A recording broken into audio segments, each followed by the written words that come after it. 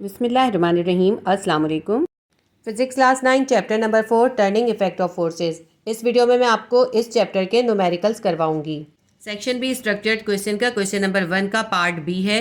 A pair of like parallel forces 15 newton each are acting on a body, find their resultant. इन्होंने कहा है कि like parallel forces का एक pair है जिसकी वैल्यू जो है 15 न्यूटन है, यानी कि दो फोर्सेस हैं, दोनों फोर्सेस का मैग्नीट्यूड जो है 15 न्यूटन है और वो लाइक पैरेलल फोर्सेस हैं। लाइक पैरेलल फोर्सेस क्या होती हैं? लाइक पैरेलल फोर्सेस वो फोर्सेस होती हैं जिनकी डायरेक्शन सेम होती है। इसमें इन्होंने हमें लाइक पैरेलल फोर्सेस दी हैं 15 न्यूटन की और वो एक बॉडी पे एक्ट कर रही हैं। हमें उन फोर्सेस का रिजल्टेंट बताना है कि उस बॉडी के ऊपर टोटल कितनी फोर्स लग रही है।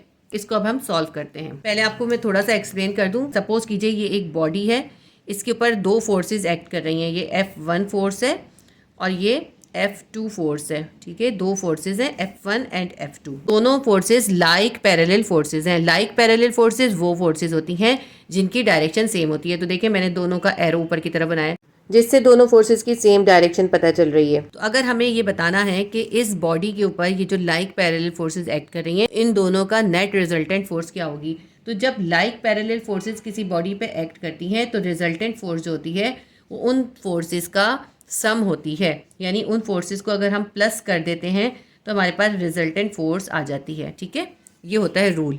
अगर लाइक फोर्सेस एक्ट कर रही होती हैं तो रिजल्टेंट जो होता है वो सम निकाल कर आता है, और अगर अनलाइक फोर्सेस किसी बॉडी पे एक्ट करती हैं तो फिर रिजल्टेंट का फॉर्मूला डिफरेंट होता है। ये मैं आपको इसका पार्ट सी के अंदर बताऊंगी। सॉल्व करते हैं। हमारे पास F1 कितनी है? F1 हमारे पास है 15 न्यूटन और F2 कितनी है? F2 भी हमारे पास 15 न्यूटन है। ठीक है, और हमें इसकी रिजल्टेंट फोर्स बतानी है। अच्छा, इसके ऊपर हम ये वेक्टर का साइन डालेंगे क्योंकि ये फोर्सेस वो फोर्सेस हैं जिनकी हमें डायरेक्शन पता है। जब हमें डायरेक्शन पता होती है तो वो वेक्टर क्वांटिटी होती है। ये दोनों फोर्सेस जो है वेक्टर क्वांटिटी हैं। तो हम इसका रिजल्टेंट कैसे निकालेंगे? हम F1 प्लस F2 कर देंगे तो हमारे पास रिजल्टेंट फोर्स आ जाएगी। रिजल्टेंट फोर्स क्या होगी हमारे पास? 15 प्लस 15। जब लाइक पैरेलल फोर्सेस एक्ट करेंगी किसी बॉडी पे तो उन दोनों का सम निकालेंगे तो हमारे पास रिजल्टेंट फोर्स आ जाएगी। 15 प्लस 15 कितनी हो जाएगी? 30 न्यूटन। ये हमारा इसका आंसर है। अब इस क्वेश्चन का हम पार्ट सी करते हैं। क्वेश्चन नंबर 1 का पार्ट सी है। Two unlike parallel forces 10 newton each acting along same line, find their resultant.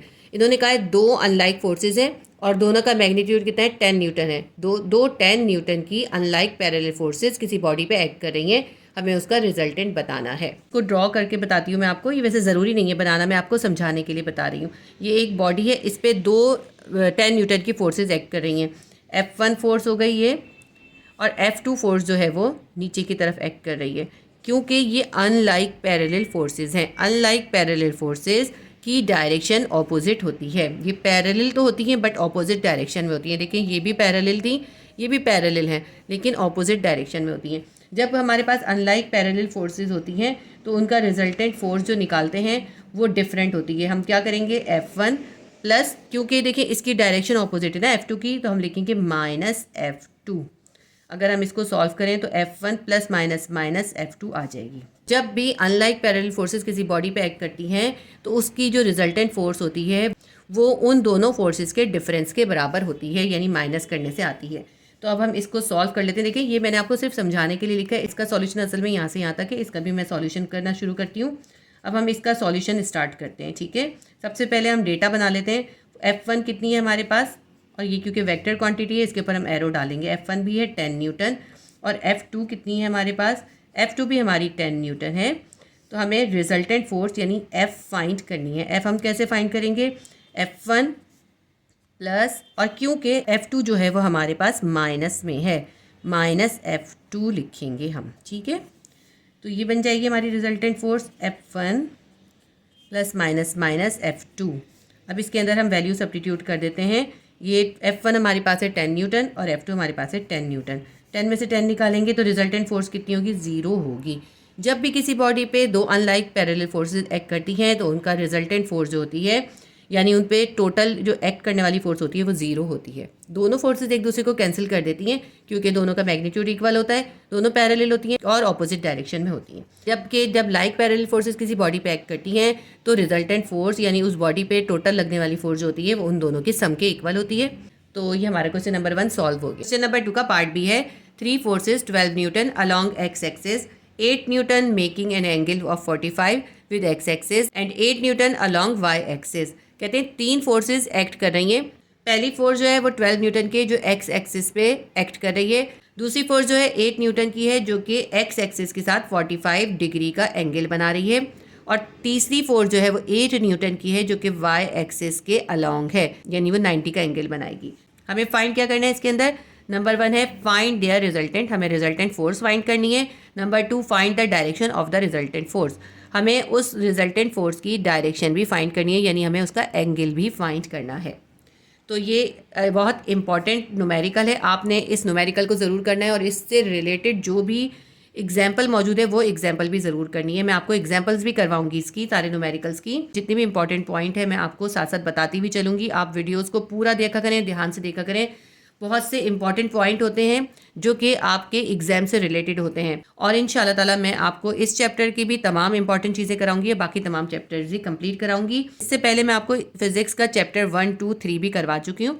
अगर आपने उन चैप्टर्स की कोई भी न्यूमेरिकल या कोई क्वेश्चन का आंसर देखना हो तो आप फिजिक्स क्लास 9 की प्लेलिस्ट में विजिट कर लीजिएगा। आप अपने रिक्वायर्ड सब्जेक्ट की प्लेलिस्ट में चले जाया कीजिए, आपको बहुत आसानी से अपनी रिक्वायर्ड वीडियो मिल जाएगी। तो क्वेश्चन को मैं आपको सॉल्व करके बताती हूँ कि इसको आप कैसे सॉल्व करेंगे। न्यूमेरिकल करना स्टार्ट करते हैं। सबसे पहले हम इसमें डेटा बना लेते हैं। मैंने डायग्राम ऊपर बनाई हुई है, ये आप ऊपर नहीं बनाइएगा, आप यहाँ से स्टार्ट कीजिएगा। सबसे पहले हम डेटा बनाते हैं। F1 फोर्स हमारे पास है 12 न्यूटन और ये एक्स एक्सिस पे एक्ट कर रही है, यानी ये एंगल कितना बना रही है? ये एक्स एक्सिस के साथ एंगल जो है 0 बना रही है, तो इसके साथ जो है एंगल जो है वो 0 है। दूसरी फोर्स हमारे पास यानी F2 है। अच्छा, इसके ऊपर हम ये जो है एरो भी डालेंगे क्योंकि ये वेक्टर क्वांटिटीज़ हैं। तो F2 हमारे पास है 8 न्यूटन। ये जो 8 न्यूटन की फोर्स है ये एक्स एक्सिस के साथ 45 का एंगल बना रही है। तो इसका थीटा कितना है? इसका थीटा है 45 डिग्री अलॉन्ग एक्स एक्सिस। ये सारा आपने डेटा ज़रूर लिखना है। उसके बाद F3 फोर्स है। ये F3 फोर्स जो है एक्स एक्सिस के साथ 90 का एंगल बना रही है, परपेंडिकुलर है। 8 न्यूटन की ही फोर्स है और इसका थीटा कितना है? इसका थीटा है 90 डिग्री के अलॉन्ग वाई एक्सिस है। अलॉन्ग वाई एक्सिस का मतलब भी यही होता है कि 90 का एंगल है, परपेंडिकुलर। अब हम इसका स्केल लिख लेते हैं। स्केल के ज़रिए ही हम इसको सॉल्व कर सकते हैं। क्योंकि 12 न्यूटन है तो आपको 12 सेंटीमीटर की लाइन ड्रॉ करनी पड़ेगी, 8 की ड्रॉ करनी पड़ेगी, तो बहुत बड़ी डायग्राम हो जाएगी वो, जो यहाँ पे पेज पे नहीं बन पाएगी। तो हमें स्केल लेना पड़ेगा। जब हम ग्राफिकली वेक्टर्स को ऐड कर रहे होते हैं तो हमें स्केल लेना पड़ता है हेड एंड टेल रूल के अकॉर्डिंग। आपने हेड एंड टेल रूल सीखा है, उसके अंदर यही रूल है कि हमें स्केल लेना पड़ता है वेक्टर्स को ऐड करते हुए। 12 न्यूटन है ना हमारे पास, तो हम स्केल ले लेते हैं कि 2 न्यूटन जो है वो 1 सेंटीमीटर के इक्वल होगा। ठीक है, 2 न्यूटन 1 सेंटीमीटर के इक्वल है। यानी कि अगर हमें 12 न्यूटन बनाना है, 12 न्यूटन कितना हो जाएगा? इस 12 को इस 2 से डिवाइड करें, जो स्केल लेते हैं ना उससे डिवाइड करते हैं। हमने 2 लिया है ना, तो 12 को 2 से डिवाइड करें, कितना आ जाएगा? 6 सेंटीमीटर। तो यानी आपने जहाँ 12 न्यूटन बनाना है ना F1 फोर्स, आप 6 सेंटीमीटर ड्रॉ करेंगे, ये आ जाएगी आपकी F1। F2 जो है कितनी थी? F2 थी 8 न्यूटन। 8 न्यूटन को सेंटीमीटर में कन्वर्ट करें, इस 8 को इस 2 से ही डिवाइड करें, 2 4 ज़ा 8, तो आप 4 सेंटीमीटर ड्रॉ करेंगे। F3 भी आपकी 8 न्यूटन है तो वो भी 4 सेंटीमीटर ही बनेगी। ये हमने स्केल बना लिया इसका। अब हम इन फोर्सेस को इस स्केल के अकॉर्डिंग ड्रॉ करेंगे। मैंने यहाँ डायग्राम बनानी है इसलिए मैं दोबारा से ऊपर स्केल लिख रही हूँ। 2 newton is equals to 1 centimetre. 12 newton कितनी हो जाएगी? इस 12 को हम 2 से डिवाइड करेंगे, हमारे पास हो जाएगी 6 सेंटीमीटर। सेकंड हमारी फोर्स है 8 न्यूटन। 8 को भी इस 2 से डिवाइड करें, 2 4 ज़ा 8, 4 सेंटीमीटर। तो हमारी देखें F1 कितनी है? 6 सेंटीमीटर ड्रॉ करेंगे। F2 हम 4 सेंटीमीटर ड्रॉ करेंगे और F3 भी हमारी 8 न्यूटन है तो ये भी हम 4 सेंटीमीटर ही ड्रॉ करेंगे। एंगल्स मैंने आपको बता दिए। F1 का जो है 0 एंगल है, F2 का जो है 45 एंगल है और F3 का 90 एंगल है। इसको हम ड्रॉ करते हैं। सबसे पहले हम F1 बनाएंगे 12 न्यूटन यानी 6 सेंटीमीटर ड्रॉ करते हैं और इसकी डायरेक्शन क्या बनाएंगे? इसकी हम डायरेक्शन राइट और लेफ्ट कहीं भी रख सकते हैं, लेकिन हमें एक्स एक्सिस पे बनानी है क्योंकि इसकी डायरेक्शन उन्होंने कहते हैं एक्स एक्सिस पे। तो एक्स एक्सिस जो होता है वो सीधी लाइन बनानी है। F1 बना लेते हैं 6 सेंटीमीटर की। F1 6 सेंटीमीटर का ड्रॉ कर दिया। कितना है F1? 6 सेंटीमीटर है। इसके बाद हमें F2 बनाना है 8 न्यूटन, और इसका इन्होंने बताया था कि ये एक्स एक्सिस के साथ एंगल बना रहा है 45 का। तो ये एक्स एक्सिस को हम थोड़ा सा ऐसे करके ड्रॉ कर लेते हैं ताकि हमें पता चले कि ये एक्स एक्सिस है। इसके ऊपर हमने 45 का एंगल ड्रॉ करना है। ये जहाँ पे इसका हेड का एंड है, इस हेड के ऊपर हम इसका पॉइंट रखेंगे और 45 का एंगल बनाएंगे।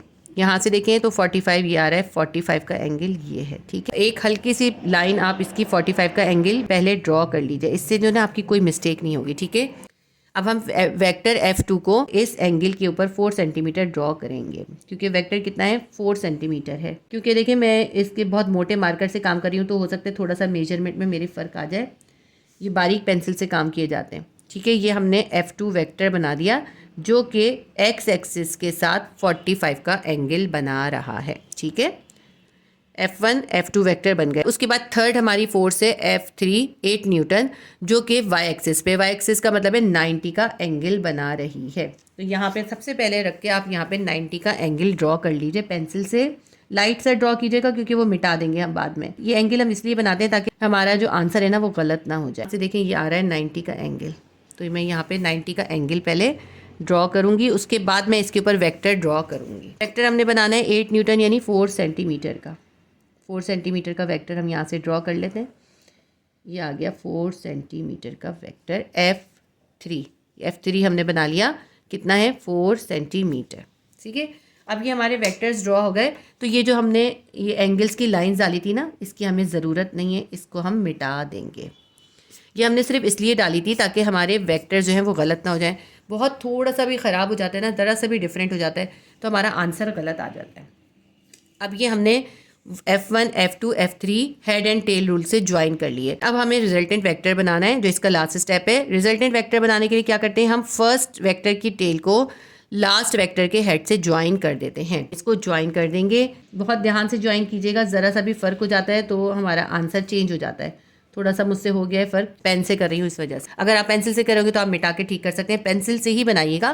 मैं पेन से इसलिए ड्रॉ कर रही हूँ क्योंकि वीडियो के अंदर पेंसिल का नज़र नहीं आता। सही है, अब ये हमने रिजल्टेंट वेक्टर ड्रॉ कर लिया। रूल ये होता है कि फर्स्ट वेक्टर की टेल से उसकी टेल मिलती है और लास्ट वेक्टर के हेड से उसका हेड मिलता है। तो ये हमारा रिजल्टेंट वेक्टर F ड्रॉ हो गया है। अब हम इसको मेजर कर लेते हैं, कितना आ रहा है। ये आ रहा है हमारा 11.2 या फिर 11.15 आ रहा है, मतलब 1 और 2 के बीच में। तो आप चाहें तो 11.1 ले लें, जो आपका आया वो लिखिएगा।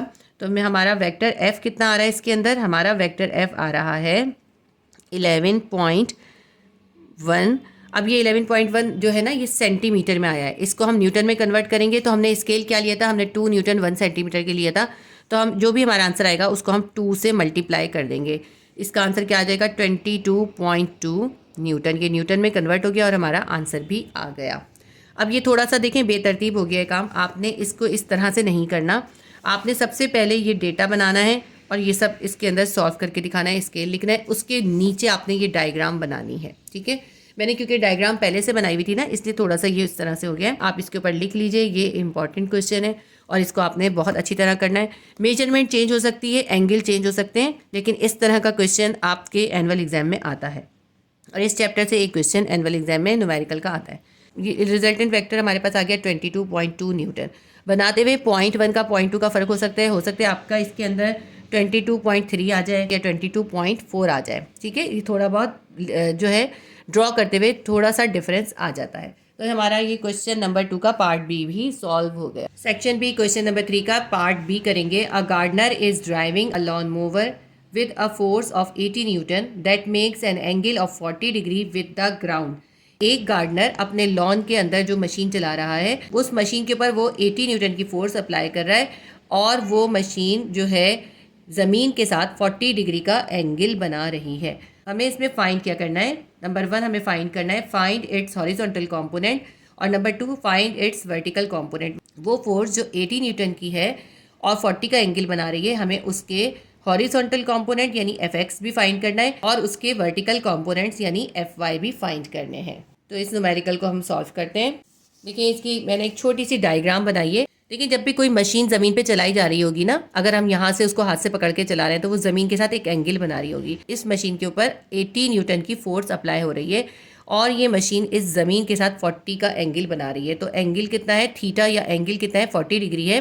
फोर्स यानी एफ कितनी है, 80 न्यूटन। और अगर हम इसके ऊपर परपेंडिकुलर कंपोनेंट्स ड्रॉ कर दें, जैसा कि हमने रेजोल्यूशन ऑफ वेक्टर में सीखा था कि अगर हमारे पास एक वेक्टर एफ हो तो हम उसके परपेंडिकुलर कंपोनेंट्स ड्रॉ कर देते हैं, तो उससे एफ एक्स और एफ वाई कॉम्पोनेंट बन जाते हैं। हमें इसके अंदर ये एफ एक्स और एफ वाई कॉम्पोनेंट फाइंड करने हैं। सबसे पहले हमें गिवन है इसके अंदर फोर्स 80 न्यूटन की फोर्स है। एंगल विद ग्राउंड यानी इस मशीन है, ये ज़मीन के साथ जो एंगल बना रही है उसे हम कहेंगे थीटा। थीटा कितना है, 40 डिग्री। और हमें फाइंड क्या करना है, हमें इसके हॉरिजॉन्टल कंपोनेंट यानी एफ एक्स फाइंड करने हैं और नंबर 2 इसके वर्टिकल कंपोनेंट यानी एफ वाई फाइंड करने हैं। तो सबसे पहले हम ऐसा करते हैं, horizontal component F X find करते हैं। F X is equals to F cos theta.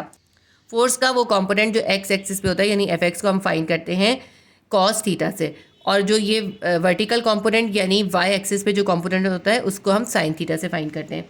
तो F X will be equals to F cos theta. हम एफ एक्स फाइंड कर लेते हैं। एफ कितना है हमारे पास है, एफ है 80 न्यूटन। कॉस लिखेंगे और थीटा कितना है हमारा, थीटा है 40 degree. F X will be equals to 80 multiply by cos 40 की हम वैल्यू देखेंगे। कॉस 40 की वैल्यू है 0.766। F X will be equals to 80 को 0.766 से मल्टीप्लाई कर देंगे, हमारे पास आ जाएगा 61.28 न्यूटन। ये हमारा एक आंसर आ गया। अब हम इसका दूसरा आंसर निकालते हैं। नंबर 2 हमें फाइंड करना है वर्टिकल कंपोनेंट एफ वाई हमें फाइंड करना है। ठीक है, एफ वाई हम फाइंड करते हैं। एफ वाई या वर्टिकल कंपोनेंट के लिए हम क्या करेंगे, फोर्स को हम साइन थीटा से मल्टीप्लाई कर देंगे। F Y will be equals to F sine theta. Force हमारे पास कितनी है, 80 न्यूटन है। साइन ऐसे ही लिखेंगे और थीटा कितना है, थीटा है 40 degree. F Y will be equals to 80 multiply by sine 40 की आप कैलकुलेटर में वैल्यू देखें 0.642 आएगी, 0.642। F Y will be equals to 80 को 0.642 से मल्टीप्लाई कर लें, कैलकुलेटर से मल्टीप्लाई कीजिएगा, हमारे पास आ जाएगा 51.36 न्यूटन। ये सब मैंने कैलकुलेटर से किए, तो ये हमारे इसके दोनों आंसर आ गए। हमने एफ एक्स भी फाइंड कर लिया और एफ वाई भी फाइंड कर लिया। हमारा क्वेश्चन नंबर 3 का पार्ट बी सॉल्व हो गया। क्वेश्चन नंबर 4 का पार्ट बी है, horizontal and vertical components of a force are 4 newton and 3 newton respectively. एक फोर्स है जिसके हॉरिजॉन्टल और वर्टिकल कंपोनेंट 4 न्यूटन और 3 न्यूटन है। फाइंड, हमें फाइंड क्या करना है इसके अंदर, नंबर 1 हमें फाइंड करना है रिजल्टेंट फोर्स, हमें एफ फाइंड करना है। नंबर 2 हमें फाइंड करना है डायरेक्शन ऑफ रिजल्टेंट फोर्स, हमें इस रिजल्टेंट फोर्स की डायरेक्शन फाइंड करनी है, यानी हमें थीटा या एंगल फाइंड करना है। पार्ट के अंदर जो फॉर्मूला बनाया था उस फॉर्मूले के जरिए ही हम इस न्यूमेरिकल को सॉल्व करेंगे। डेटा बना लेते हैं। सबसे पहले हमें इसके अंदर फोर्स के हॉरिजॉन्टल और वर्टिकल कंपोनेंट यानी एफ एक्स और एफ वाई गिवन किया है। एफ एक्स कितना है 4 न्यूटन और एफ वाई कितना है 3 न्यूटन। तो ये दोनों हमें गिवन किए और हमें एफ इसमें फाइंड करना है, तो ये इसलिए मैंने ड्रॉ कर लिया। देखिए कितना आसानी से इससे आप फाइंड कर सकते हैं। एफ हमें फाइंड करना है और यहाँ जो ये एंगल बन रहा है ना, ये भी हमें इसके अंदर फाइंड करना है। ये दो चीज़ें फाइंड करनी है। एफ एक्स हमें 4 न्यूटन गिवन है, एफ वाई 3 न्यूटन गिवन है। तो horizontal component F X is equals to 4 newton है, वर्टिकल कंपोनेंट्स यानी F Y is equals to 3 newton है। फोर्स हमें इसके अंदर फाइंड करनी है और थीटा भी हमें फाइंड करना है। फॉर्मूला हम यूज़ करेंगे F is equals to under root F X square plus F Y square. इससे हम फोर्स बहुत आसानी से फाइंड कर लेंगे। एफ एक्स हमारे पास कितना है, एफ एक्स से हमारे पास 4 न्यूटन, 4 न्यूटन का स्क्वायर कर देंगे। और एफ वाई हमारे पास कितना है, एफ वाई हमारे पास है 3 न्यूटन, इसका भी स्क्वायर कर देंगे। F will be equals to 4 का स्क्वायर करेंगे 16, 3 का स्क्वायर करेंगे 9 आ जाएगा हमारे पास। 3 3 ज़ा 9, 4 4 ज़ा 16, 16 में 9 प्लस करेंगे हमारे पास कितना आ जाएगा, F will be equals to under root 25। 25 का अंडर रूट करें तो कितना आ जाएगा, देखें 5 5 सा 25 होता है ना, तो 5 जो है इसका अंडर रूट निकल आएगा। 25 का अंडर रूट होता है 5। चाहे तो आप एक स्टेप और कर लें इस तरह लिख के, तो 5 इस तरह कॉमन निकाल दें। तो F will be equals to 5 newton. ये हमारे पास इसका आंसर आ गया। ठीक है, 5 न्यूटन इसका आंसर है। ये जो फोर्स इस पर अप्लाई हो रही है ये है 5 न्यूटन।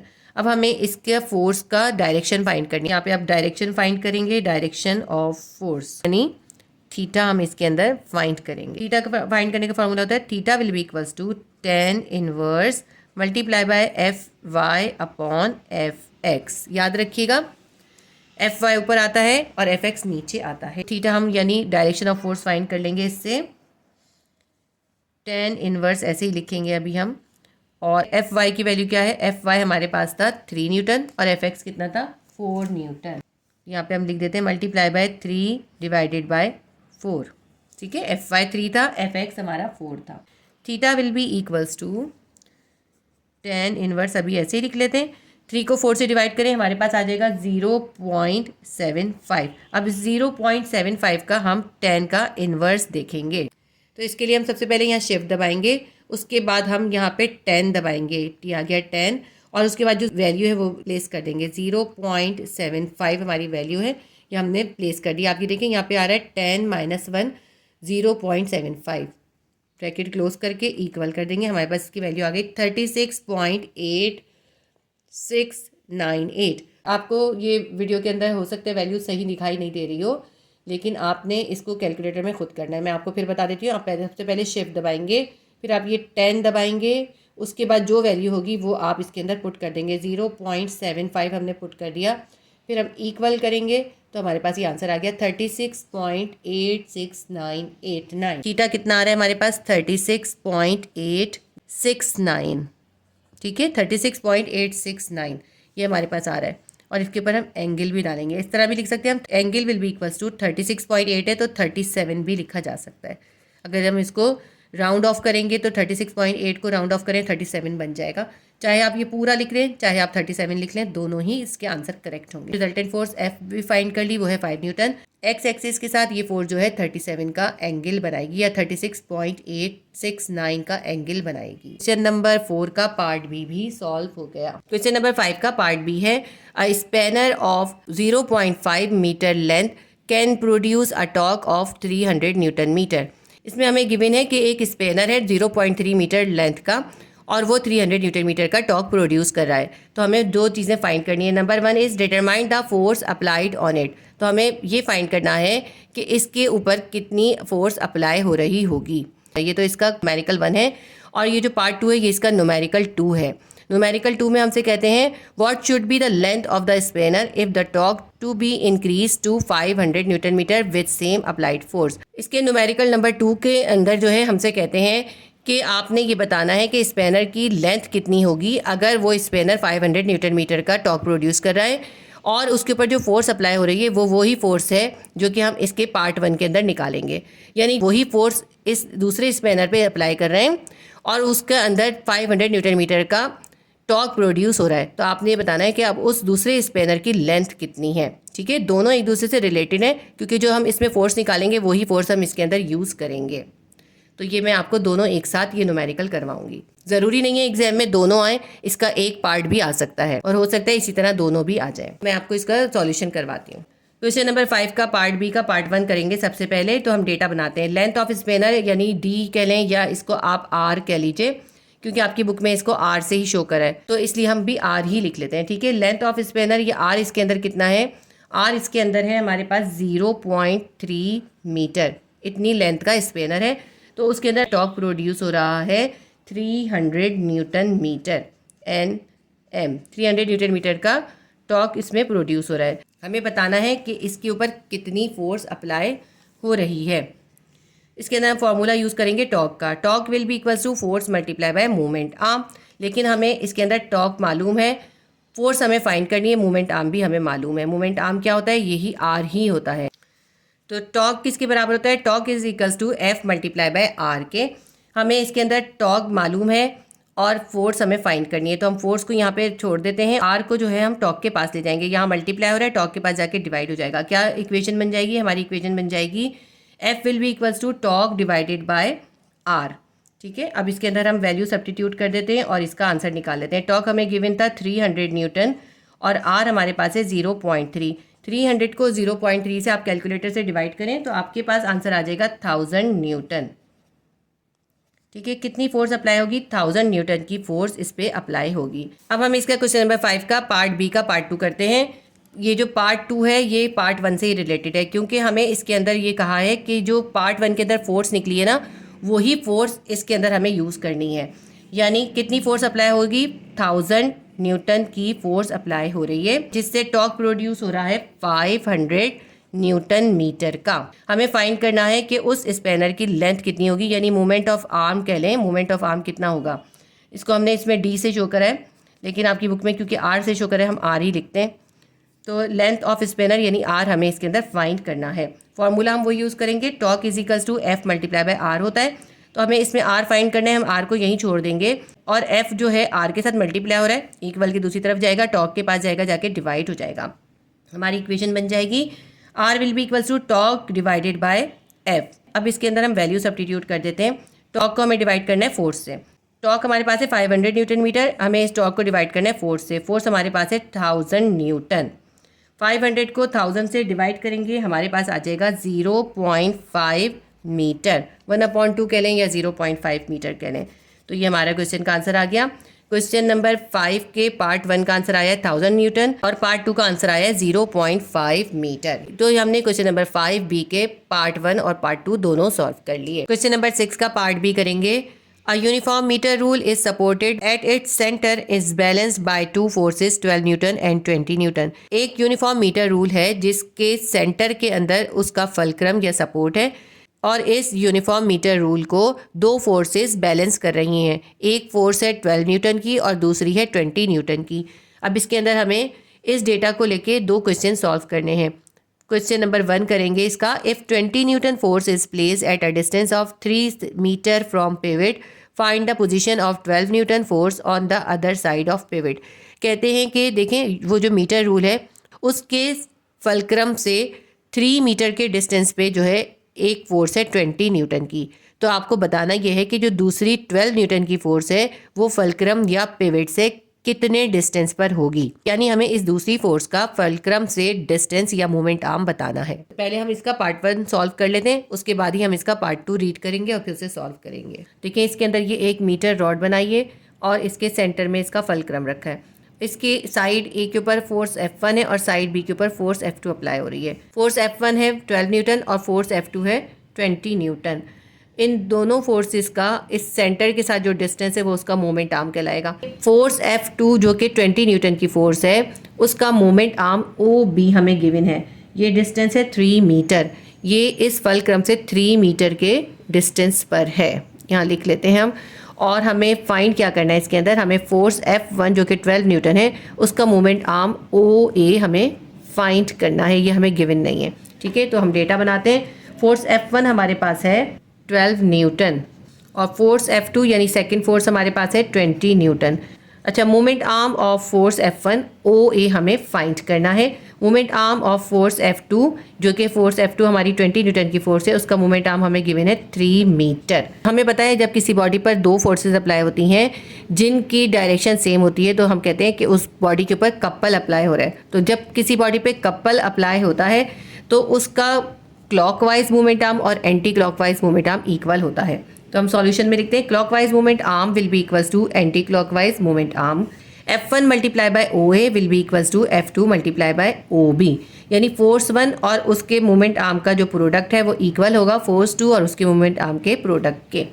अब हमें इसके अंदर फाइंड क्या करना है, हमें OA फाइंड करना है। OA को हम यहीं छोड़ देते हैं और F1 को इक्वल के इस तरफ ले जाते हैं। F2 मल्टीप्लाई बाय OB अपनी जगह पर ही है। F1 इक्वल के इस तरफ आया तो यहाँ मल्टीप्लाई हो रहा था, इक्वल के इस तरफ आके ये डिवाइड हो गया। अब इस फॉर्मूले के अंदर वैल्यू सब्स्टिट्यूट कर देते हैं। OA will be equals to F2 की वैल्यू क्या है 20 न्यूटन मल्टीप्लाई बाय OB हमारे पास है 3 मीटर डिवाइडेड बाय F1 है 12 न्यूटन। तो इसको हम सिंप्लीफाई करते हैं। 3 1 3, 3 4 12, 4 1 4, 4 5 20। तो हमारे पास क्या बच गया ऊपर 5 मल्टीप्लाई बाय 1, 5 1 5 मीटर। ये हमारे पास OA आ गया। फोर्स F1 का डिस्टेंस फ्रॉम द फलक्रम या distance from the centre is 5 metre. इसके बाद क्वेश्चन 6B का पार्ट 2 करेंगे। क्वेश्चन 6B के पार्ट 2 के अंदर हमसे पूछते हैं if the 20 newton force is move to 4 centimetre from pivot then find force to replace 12 newton force. तो इसमें हमसे पूछते हैं कि जब 20 न्यूटन की फोर्स को आप पिवट या फलक्रम से डिस्टेंस 4 सेंटीमीटर कर देंगे, अब इस मीटर रूल को बैलेंस करने के लिए वो जो 12 न्यूटन की फोर्स थी उस फोर्स को कितनी फोर्स से रिप्लेस करेंगे, क्योंकि देखिए पिवट के एक साइड पे 20 न्यूटन की फोर्स है और दूसरे साइड पे 12 न्यूटन की फोर्स है।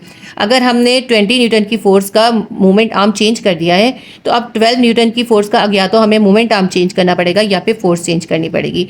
लेकिन इसके अंदर हमसे कहते हैं कि हमने फोर्स को चेंज करना है। हमें ये बताना है कि अगर 20 न्यूटन की फोर्स का पिवट या फल्क्रम से डिस्टेंस 4 सेंटीमीटर कर दिया जाए तो अब 12 न्यूटन की फोर्स को कितनी फोर्स रिप्लेस करेगी। हमने उस फोर्स को रिप्लेस करना है, ऐसी फोर्स लगानी है जिससे ये मीटर रूल जो है वो बैलेंस हो जाए। क्वेश्चन 6 का पार्ट बी करते हैं। अब इसकी डायग्राम थोड़ी सी चेंज हो जाएगी। देखिए फल्क्रम तो वही सेंटर में है, ये है फल्क्रम ओ, ठीक है। साइड ए के ऊपर ये फोर्स F1 है और मीटर रूल के जो साइड बी के ऊपर फोर्स F2 है, ये है 20 न्यूटन। और इस फोर्स का जो मोमेंट आर्म है वो चेंज कर दिया गया है। पहले इसका मोमेंट आर्म OB जो था वो था 3 मीटर, अब ये मोमेंट आर्म OB कर दिया है 4 सेंटीमीटर। 4 सेंटीमीटर है, सेंटीमीटर को मीटर में कन्वर्ट करेंगे तो आ जाएगा 0.04 मीटर।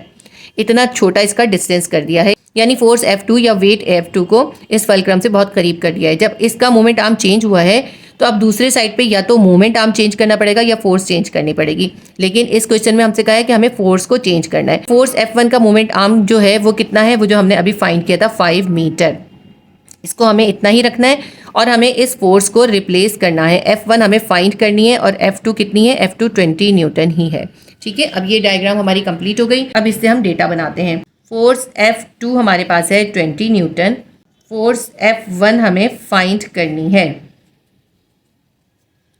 फोर्स F1 का moment arm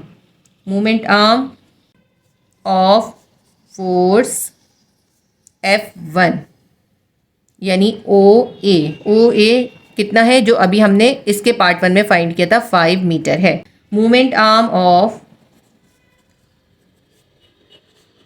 force F2 OB हमें कितना है, OB हमें गिवन है 4 सेंटीमीटर। 4 सेंटीमीटर को हम कन्वर्ट करेंगे मीटर में, 4 को 100 से डिवाइड करेंगे, हमारे पास आ जाएगा 0.04 मीटर, ठीक है। ये मोमेंट आर्म है।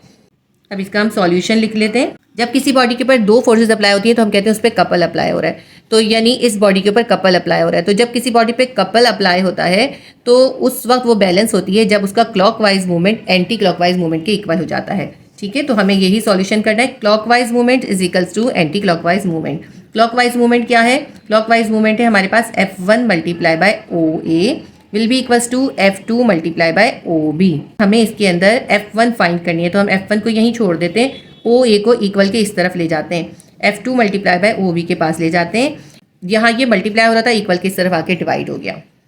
अब इसके अंदर हम वैल्यू सब्स्टिट्यूट कर देते हैं। F2 हमारे पास क्या है 20 न्यूटन, OB कितना है, OB हमारे पास है 0.04 मीटर, डिवाइड करेंगे OA कितना है 5 मीटर है, ठीक है। इसको हम सिंप्लीफाई करते हैं, 5 1 5, 5 4 20, हमारे पास ऊपर बच गया 4 मल्टीप्लाई बाय 0.04, 4 मल्टीप्लाई बाय 0.04। जब हम इसको इससे मल्टीप्लाई करेंगे हमारे पास आंसर आ जाएगा 0.16 न्यूटन। तो इसका मतलब है यहाँ पे जो फोर्स है ये हम 0.16 न्यूटन की अप्लाई करेंगे, क्योंकि यहाँ मोमेंट आर्म कम हो गया इसलिए हमें यहाँ पे फोर्स को कम करना होगा, तब ये मीटर रूल बैलेंस हो जाएगा। तो हमारा क्वेश्चन नंबर 6 का पार्ट 1 और पार्ट 2 कंप्लीट हो गया। क्वेश्चन नंबर 8 का पार्ट बी है, a mechanic use a double arm spanner to turn a nut. एक mechanic double arm spanner use कर रहा है एक नट को टर्न करने के लिए। He applies a force of 15 newton at each end. उसने उस डबल आर्म स्पैनर के दोनों साइड के ऊपर 15 न्यूटन की फोर्स अप्लाई करी है and produce a torque of 60 Newton, जिससे 60 न्यूटन का टॉर्क प्रोड्यूस हो रहा है। What is the length of the moment arm of the couple. आपको बताना है कि इस कपल का मोमेंट आर्म कितना है, क्योंकि देखिए दो फोर्सेस है ना और दोनों की डायरेक्शन ऑपोजिट है, यानी दो अनलाइक पैरेलल फोर्सेस हैं, यानी कपल है। तो जब किसी बॉडी पे कपल अप्लाई होगा तो उसके अंदर टर्निंग इफेक्ट भी पैदा होगा, या टॉर्क पैदा होगा। तो इस स्पैनर से कपल अप्लाई हो रहा है 15 न्यूटन का और 60 न्यूटन मीटर का टॉर्क प्रोड्यूस हो रहा है। तो हमें इस पे अप्लाई होने वाली इन दोनों फोर्सेस यानी कपल का मोमेंट आर्म फाइंड करना है, या यूँ समझ लें उसकी लेंथ फाइंड करनी है स्पैनर की। इजी सा न्यूमेरिकल है, बहुत आसानी से हो जाएगा। तो क्वेश्चन नंबर 8 का पार्ट बी का सबसे पहले हम डेटा बना लेते हैं। तो आपको पता है 2 फोर्स अप्लाई हो रही हैं और दोनों फोर्सेज जो हैं 15 न्यूटन की हैं, यानी कपल अप्लाई हो रहा है। इस क्वेश्चन के अंदर एक डबल आर्म स्पेनर है, उसके ऊपर 15 न्यूटन की 2 फोर्सेज एक्ट कर रही हैं, यानी कपल एक्ट कर रहा है, जिसकी वजह से उसके अंदर टॉर्क प्रोड्यूस हो रहा है 16 न्यूटन मीटर का। हमें लेंथ ऑफ स्पेनर यानी हमें इस कपल का मोमेंट आर्म डी फाइंड करना है। तो सबसे पहले डेटा आप इसका एक बार और देख लीजिए। 2 फोर्सेज हैं यानी कपल है 15 न्यूटन, टॉर्क इसके अंदर प्रोड्यूस हो रहा है 60 newton metre. Length of spanner यानी हमें perpendicular distance between the 2 forces इसमें फाइंड करना है और उसको हम जाहिर करते हैं डी से। डी हमें इसमें फाइंड करना है। फॉर्मूला हम क्या लिखेंगे? Torque will be equals to force multiply by perpendicular distance between the forces. क्योंकि दोनों फोर्सेस सेम हैं, कपल है, इसलिए हम फोर्स को सिर्फ एक बार ही इसके अंदर यूज़ करते हैं फॉर्मूले में। तो torque will be equals to force multiply by perpendicular distance between the forces. इसका फॉर्मूला लिखेंगे, torque will be equals to F multiply by D. F है फोर्स और डी क्या है? दोनों फोर्सेस के दरमियान का परपेंडिकुलर डिस्टेंस है। इसके अंदर हमें फाइंड क्या करना है? दोनों फोर्सेस का परपेंडिकुलर डिस्टेंस यानी डी इसमें फाइंड करना है। क्योंकि हमें डी फाइंड करना है, डी को हम यहाँ पे छोड़ देंगे। एफ जो है यहाँ पे मल्टीप्लाई हो रहा है, फोर्स यहाँ पे मल्टीप्लाई हो रही है, इक्वल के दूसरी तरफ जाके डिवाइड हो जाएगी। हमारी इक्वेशन बन जाएगी D will be equals to torque divided by force. इसके अंदर हम वैल्यू सब्स्टिट्यूट कर देते हैं। डी किसके बराबर आ जाएगा? टॉर्क हमारे पास है 60 न्यूटन, यहाँ पे हम लिख देते हैं 60 न्यूटन, और फोर्स कितनी है? फोर्स हमारे पास है 15 न्यूटन। तो 60 divided by 15 will be equals to 4 metre. यानी 60 को हम 15 से डिवाइड करेंगे, हमारे पास आ जाएगा 4 मीटर। तो हम रिजल्ट लिख लेते हैं, the perpendicular distance D will be equals to 4 metre. ये हमारे क्वेश्चन नंबर 8 का पार्ट बी सॉल्व हो गया। क्वेश्चन नंबर 8 का पार्ट सी करेंगे। If he wants to produce a torque of 80 newton metre with same spanner, then how much force he should apply. इस question के अंदर थोड़ा सा डेटा चेंज कर दिया। इसके अंदर कहते हैं कि वही सेम स्पेनर है, लेकिन उसके अंदर जो टॉर्क प्रोड्यूस हो रहा है वो हो रहा है 80 न्यूटन मीटर का। तो अब हमें ये बताना है कि कितनी फोर्स इस पर अप्लाई हो रही है, यानी हम उसी सेम स्पेनर पे कितनी फोर्स अप्लाई करेंगे कि 80 न्यूटन मीटर का टॉर्क प्रोड्यूस हो जाए। इसको अब हम सॉल्व करते हैं। सबसे पहले हम डेटा लिख लेते हैं। इसके अंदर हमें गिवन क्या है? इसके अंदर हमें टॉर्क गिवन है, टॉर्क है 80 न्यूटन मीटर। पार्ट बी के अंदर जो था ना टॉर्क, वो था 60 न्यूटन मीटर। तो इसके अंदर हमारे डेटा के अंदर टॉर्क चेंज हो गया। लेंथ ऑफ स्पेनर या डी इसके अंदर कितनी है? जो हमने इसके पार्ट बी में निकाली है लेंथ, वही हम इसके अंदर यूज़ करेंगे, क्योंकि इन्होंने कहा है वही सेम स्पेनर है, स्पेनर चेंज नहीं हुआ। तो इसकी जो लेंथ हमने पार्ट बी में फाइंड की थी वही हम लिखेंगे। हमने पार्ट बी में इसकी लेंथ निकाली थी 4 मीटर। हमें इसके अंदर फोर्स फाइंड करनी है, यानी 4 मीटर के एक स्पेनर के ऊपर जब 80 न्यूटन का टॉर्क प्रोड्यूस हो रहा है तो हमें बताना है कि कितनी फोर्स अप्लाई की जा रही है।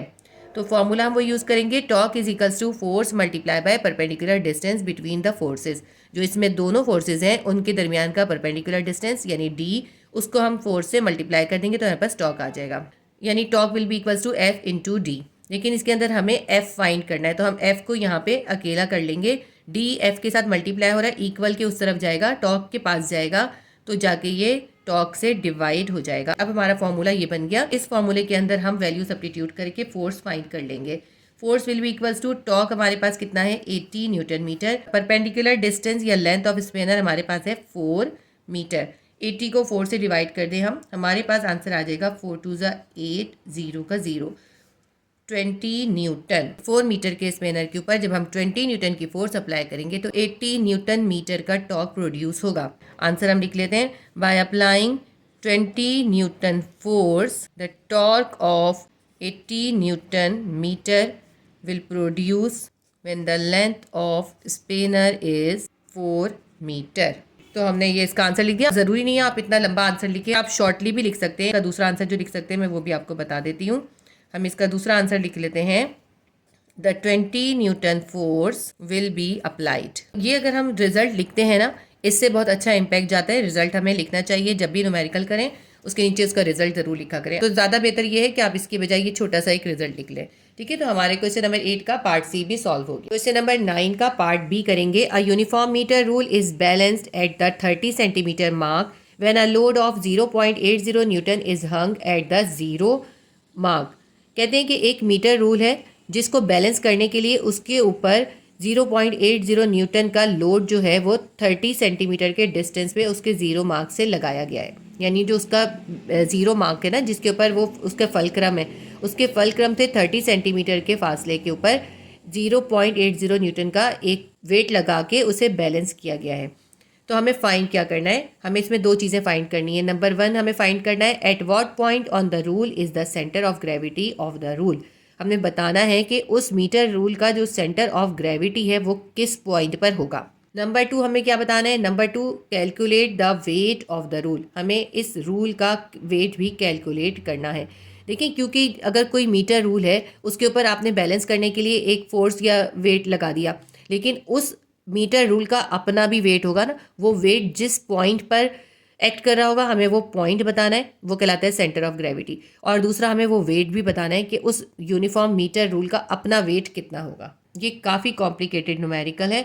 अगर ये एग्जाम में आता है और आपके पास चॉइस मौजूद हो तो आप इसको अटेम्प्ट मत कीजिएगा। ऐसे न्यूमेरिकल चूज़ कीजिएगा जो कि ईजी हो और सिंपल हो और आपको कंफर्म हो कि आप उसका आंसर आसानी से कर सकते हैं। अगर आपको ये बहुत अच्छे से आ जाए तो आप ये कर लीजिएगा, लेकिन ये ऐसे मुश्किल क्वेश्चन करने में गलती होने का बहुत चांस होता है। हमेशा आप ऐसे क्वेश्चन चूज़ करें जो इजी हो, लेकिन इसका मतलब ये नहीं है कि आपको ये मुश्किल लगे और आप इसको अटैम्प्ट भी ना करें और एक न्यूमेरिकल ही छोड़ दें। ऐसा ना करिएगा। अगर आप अटैम्प्ट करेंगे तो कुछ ना कुछ मार्क्स तो मिल जाएंगे, लेकिन अगर आप अटैम्प्ट ही नहीं करते, एक न्यूमेरिकल ही छोड़ के आ जाते हैं, तो फिर लाजमी तौर पर उसमें 0 ही मिलेंगे। लेकिन अगर कुछ कर लेंगे, जितना भी कर लेंगे उसके हिसाब से मार्क्स कुछ ना कुछ मिल ही जाएंगे। तो हम इसे सॉल्व करना स्टार्ट करते हैं। देखिए, ये मैंने एक मीटर रॉड बना ली है। एक मीटर रॉड का मतलब है कि ये जो रॉड है ना, इसकी लेंथ 1 मीटर है।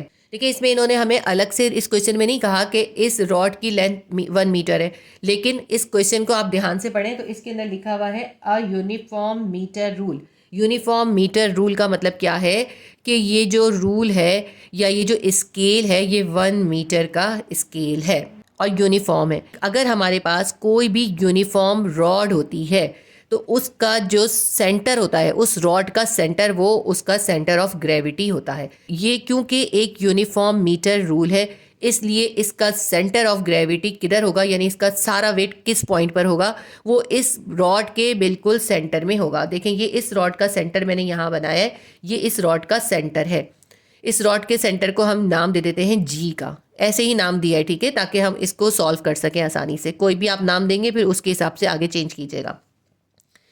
तो इसको हमने जी का नाम दे दिया। जी पे क्या है कि क्योंकि इस यूनिफॉर्म रॉड का सेंटर है तो इसका सारा वेट जो है इस पॉइंट के ऊपर होगा, इस रॉड के सेंटर में। तो हमें पहला इसका क्वेश्चन हमसे यही पूछा था, इस रॉड का सेंटर ऑफ ग्रेविटी कहाँ होगा। इस रॉड का सेंटर ऑफ ग्रेविटी इस पूरी रॉड के सेंटर में होगा, ठीक है। तो ये बहुत आसानी से इसका पहला हम मालूम कर सकते हैं। ये पूरी रॉड 1 मीटर की है, तो अगर हम इस पूरी रॉड की लेंथ का हाफ कर दें तो हमारे पास इसका सेंटर ऑफ ग्रेविटी आ जाएगा। तो हमारा इसका पार्ट 1 सॉल्व हो जाएगा। अब हम इसको और सॉल्व करते हैं। ये 1 मीटर रूल है, इसका जो फलक्रम है वो इस जगह पर है। ये क्या है, इसका फलक्रम 0 है। फलक्रम का नाम हमने दिया है 0, ठीक है, ओ कह दें या 0 कह दें। फलक्रम क्या चीज़ होती है, किसी भी ऑब्जेक्ट की जो सपोर्ट होती है या जिस पे वो बैलेंस हो रही होती है, वो पॉइंट कहलाता है उसका फलक्रम या पिवट। इसका फलक्रम या पिवट जो है वो यहाँ पर है, ये इसका फलक्रम है। इसको हमने ओ से नाम दे दिया। जिस जगह पे फलक्रम होगा उसी जगह पे इसका रिएक्शन भी होगा, ठीक है। ये आर क्या है, इसका रिएक्शन है। अच्छा, इस रॉड का हमने एक साइड को ए कह दिया और दूसरे साइड को बी का नाम दे दिया। इस रॉड के एक साइड के ऊपर 0.80 न्यूटन की फोर्स अप्लाई हो रही है। फोर्स कितनी है, 0.80 न्यूटन की फोर्स इस ए पॉइंट पे अप्लाई हो रही है। और ये ए पॉइंट जो है फलक्रम से 30 सेंटीमीटर दूर है। कितना दूर है, ये पूरा इन दोनों का डिस्टेंस यानी ओ ए कितना है, ओ ए 30 सेंटीमीटर है। क्योंकि ये सेंटीमीटर है तो हमने इसको सेंटीमीटर को मीटर में कन्वर्ट करना होगा। तो ओ ए कितना है, 30 सेंटीमीटर। ओ ए क्या है, ओ से लेके इस फोर्स तक का डिस्टेंस है। O A is the moment arm of force. अब इसका वेट हमने बताया, इसका वेट जो है इस रॉड के सेंटर में पॉइंट जी पर है। इसको सॉल्व करना स्टार्ट करते हैं। डायग्राम जो है इसकी बहुत इंपॉर्टेंट है और ये बहुत इंपॉर्टेंट और डिफ़िकल्ट क्वेश्चन है। आपने इसको बहुत अच्छे से समझना है, इसकी डायग्राम भी बनानी है। अभी इसकी डायग्राम इनकम्प्लीट है, थोड़ा सा सॉल्व करेंगे फिर मैं इसको और कंप्लीट करूँगी। सबसे पहले हम क्वेश्चन नंबर 9B के पार्ट 1 को सॉल्व करते हैं। इसका डेटा लिखते हैं। हमारे पास लोड या F कितना है 0.80 न्यूटन। ये हमारे पास इसका फोर्स या F है। यहाँ पर इस पॉइंट के ऊपर ये जो फोर्स है ये है हमारी 0.80 Newton. Moment arm of load या फोर्स, इस फोर्स का मोमेंट आर्म कितना होगा वो होगा OA। OA कितना है अभी हमने बताया 30 सेंटीमीटर है। कितना है जो हमें गिवन है 30 सेंटीमीटर। ये फोर्स या लोड जो है वो इस फलक्रम से 30 सेंटीमीटर के फासले पर है। 30 सेंटीमीटर है, लेकिन जब हम टॉर्क निकालते हैं या ये क्वेश्चन सॉल्व करते हैं तो हमें सेंटीमीटर में वैल्यू नहीं चाहिए होती, तो हम 30 सेंटीमीटर को मीटर में कन्वर्ट करेंगे। इसके लिए हम इसको 100 से डिवाइड करेंगे। 30 को हम 100 से डिवाइड करेंगे, हमारे पास आ जाएगा 0.3 मीटर। तो अब हमें पता चल गया मोमेंट आर्म ऑफ लोड यानी OA कितना है 0.3 मीटर। ठीक है, ये डेटा में अभी हमने कंप्लीट कर लिया। लेंथ ऑफ रूल, इस पूरे रूल की लेंथ कितनी है वो है 1 मीटर, क्योंकि मैंने आपको बता दिया इन्होंने कहा है यूनिफॉर्म मीटर रूल है। इसका मतलब है इसकी लेंथ 1 मीटर है। हमें इसके पार्ट 1 में फाइंड करना है centre of gravity of rule. इस रूल का सेंटर ऑफ ग्रेविटी फाइंड करना है, यानी इस रूल का सारा वेट कौन से पॉइंट पर एक्ट कर रहा होगा। तो देखें, सेंटर ऑफ ग्रेविटी निकालने के लिए हम क्या करेंगे, centre of gravity will be equals to AB divided by 2। इस पूरी की लेंथ को हम हाफ कर देंगे, यानी AB जो भी इसकी लेंथ है उसको हम 2 से डिवाइड कर देंगे। कितनी है AB, A से लेके देखें A से लेके B तक पूरे मीटर रूल की लेंथ कितनी है वो है 1 मीटर। 1 लिखते हैं और इसको हम 2 से डिवाइड कर देंगे, जिससे हमारा सेंटर ऑफ ग्रेविटी या ये GB हमें पता चल जाएगा। तो 1 को 2 से डिवाइड करेंगे, हमारे पास आ जाएगा 0.5 मीटर। तो ये हमारे पास GB, देखें ये मैं इसको G लिख देती हूँ, तो ये हमारे पास GB हमें मालूम हो गया 0.5 मीटर। G के ऊपर इसका वेट है, पॉइंट G पे इसका वेट है, तो हमने इसका सेंटर ऑफ ग्रेविटी फाइंड कर लिया। सेंटर ऑफ ग्रेविटी हमारा निकला है 0.5 मीटर, यानी ये जो GB है ना पूरा, ये कितना निकल आया हमारे पास, ये हमारे पास निकल आया 0.5 मीटर। अब ये 0.5 मीटर है और ये फलक्रम से लेके फोर्स तक का डिस्टेंस कितना था, ये था हमारे पास 0.3 मीटर, जो हमने यहाँ पे फाइंड किया था ना इसको कन्वर्ट करके। तो OA कितना है, OA है हमारे पास 0.3 मीटर। GB कितना है, GB हमारे पास है 0.5 मीटर। अब अगर हम ये W का O से डिस्टेंस निकालें, इस वेट का इस फलक्रम से डिस्टेंस निकालें, तो ये किस तरह हम निकाल सकते हैं, इस 0.5 में से आप 0.3 माइनस करें, कितना आ जाएगा 0.2।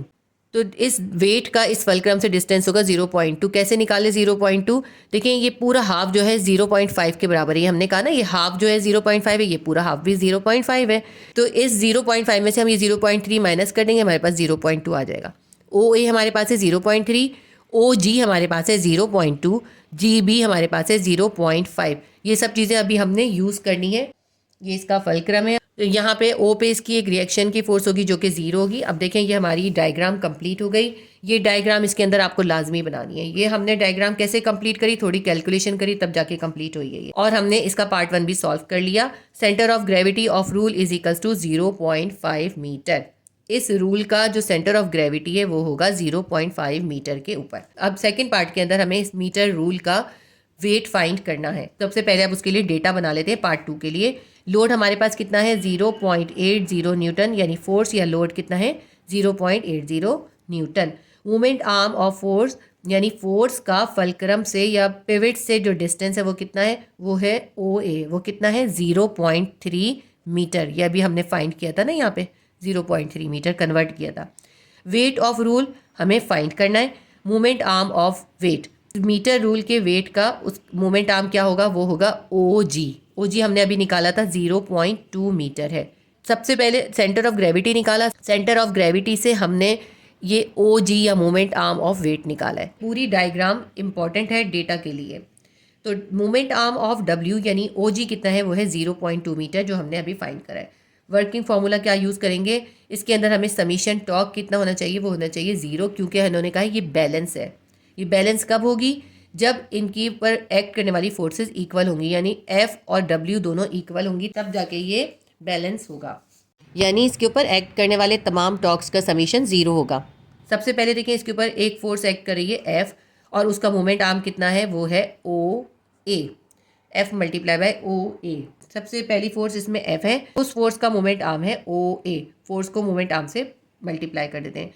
दूसरा हम लिखते हैं, इसके अंदर दूसरी फोर्स है रिएक्शन की फोर्स। रिएक्शन की फोर्स का मोमेंट आर्म क्या है? ओ आर है, ओ है। इस मीटर रूल के अंदर जो थर्ड फोर्स है वो है उसका वेट। वेट को हम उसके मोमेंट आर्म से मल्टीप्लाई कर देते हैं। वेट का मोमेंट आर्म क्या है? वेट का मोमेंट आर्म है ओ जी, यानी W मल्टीप्लाई बाय ओ जी। ये सब किसके इक्वल आना चाहिए? ये सब इक्वल आना चाहिए 0 के। अच्छा, यहाँ मैंने गलती से प्लस लिख दिया, यहाँ माइनस आएगा, ठीक है, माइनस आएगा, ये काट देती हूँ मैं। यानी F को हम उसके मोमेंट आर्म से मल्टीप्लाई करेंगे, उसके अंदर हम प्लस करेंगे रिएक्शन को उसके मोमेंट आर्म से मल्टीप्लाई करके, और इसमें से माइनस कर देंगे हम इसके वेट और उसके मोमेंट आर्म को। पहले हम इनकी वैल्यू सब्स्टिट्यूट कर देते हैं। हमें यहाँ पे देखें F क्या है हमारे पास? F हमारे पास है 0.8 न्यूटन, और ओ ए कितना है? ओ ए हमारे पास है 0.3। जब हमने डेटा बनाए हुए ना, अब हम बहुत आसानी से इसके अंदर सब्स्टिट्यूट कर सकते हैं। अब आर के इसमें रिएक्शन की फोर्स कितनी है? वो रिएक्शन की फोर्स है इसके अंदर 0, इसके अंदर 0 लिख लेते हैं, माइनस डब्ल्यू हमें फाइंड करना है, डब्ल्यू को ऐसे ही लिख लेते हैं, और ओ जी हमारा कितना है? ओ जी हमारे पास है 0.2 मीटर। ये सबका सम हमारे पास आना चाहिए 0। 0.8 को 0.3 से मल्टीप्लाई करेंगे, हमारे पास आ जाएगा 0.24। प्लस 0 की ज़रूरत नहीं है, इसको छोड़ देते हैं हम, minus W multiply by 0.2 is equals to 0। अब हमें इसके अंदर फाइंड करना है W, तो हमें W को अकेला करना होगा, तो W जो है यहाँ माइनस हो रहा है, इक्वल के उस तरफ जाके प्लस हो जाएगा। 0.24 को यहीं छोड़ देते हैं, और W मल्टीप्लाई बाय 0.2 को हम इक्वल के उस तरफ ले गए, तो यहाँ के प्लस हो गया। W मल्टीप्लाई बाय 0.2 हम पूरा उठाकर ले गए इसको, ठीक है। लेकिन अभी हमें W फाइंड करना है, तो हम W को यहीं छोड़ देते हैं, और इस 0.24 के पास W के साथ जो 0.2 मल्टीप्लाई हो रहा था, ये इक्वल के इस तरफ आ गया 0.24 के पास, यहाँ पे आके ये डिवाइड हो जाएगा। यानी इस 0.24 से ये 0.2 को हम डिवाइड कर देंगे, तो हमारे पास W आ जाएगा। 0.24 को आप 0.2 से डिवाइड कर दें, तो आपके पास आंसर आ जाएगा 1.2 न्यूटन। यही इसका आंसर है। यानी इस मीटर रूल का वेट कितना होगा? 1.2 न्यूटन। आप ये सब कैलकुलेटर से डिवाइड कीजिएगा। तो इस मीटर रूल का वेट कितना है? वो है 1.2 न्यूटन। अब यहाँ पे मेरे पास स्पेस नहीं है, यहाँ पे इसका रिजल्ट हमें लिखना चाहिए। इसका रिजल्ट है the weight of metre rule is equals to 1.2 newton. यही इसका आंसर है। तो हमारा क्वेश्चन नंबर 9 का पार्ट भी सॉल्व हो गया। थोड़ा सा डिफिकल्ट क्वेश्चन था, बिल्कुल इससे मिलती जुलती एक एग्जाम्पल भी है। मैं जब आपको एग्जाम्पल्स कराऊंगी ना, वो भी आपको समझ में आ जाएंगी। ये याद रखिएगा, एग्जाम में सिर्फ न्यूमेरिकल नहीं आते, एग्जाम्पल्स में से भी आता है। आपने एग्जाम्पल्स को नज़रअंदाज नहीं करना, लाजमी तौर पे एग्जाम्पल्स करनी है।